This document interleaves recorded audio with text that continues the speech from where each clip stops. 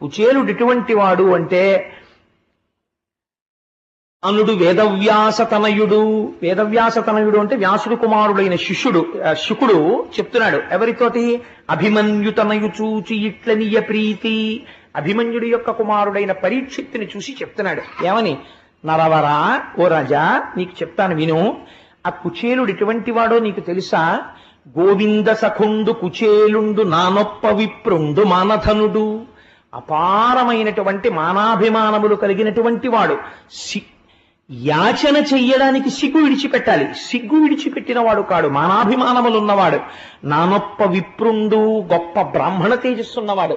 నానొప్ప విప్రుండు మానధనుడు.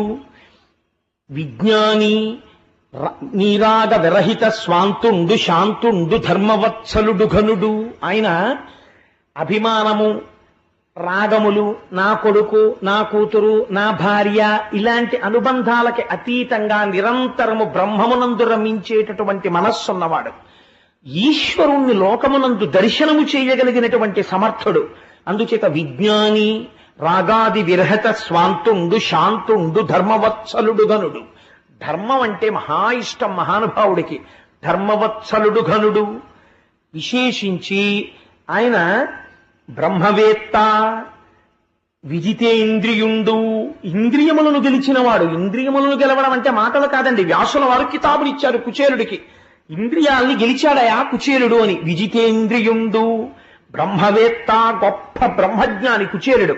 బ్రహ్మవేత్త, దారిద్ర్యంబు బాధింప, కార్పణ్య బుద్ధి వరులత నడుగపోవక తనకు తానబ్బినట్టి కాసు 10,000 నిష్కముల్గా తలంచి ఆత్మ మోదించి పుత్ర ధరాభిరక్ష ఒక విధంబుగ చేయుచునుడునంతా.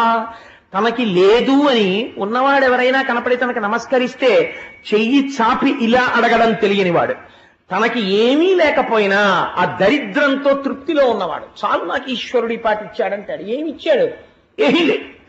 ఏమీ లేకపోయినా నాకు అన్నీ ఉన్నాయని తృప్తి పడిపోతాడు. నాకు ఈశ్వరుడు ఇది ఇవ్వలేదు అని అనడము తెలియనివాడు. అంతటి మహాభక్తుడు. కాబట్టి ఆత్మ మోదించి పుత్ర ధరాభిరక్ష ఒక విధంబుగ చేయుచునుండునంతా.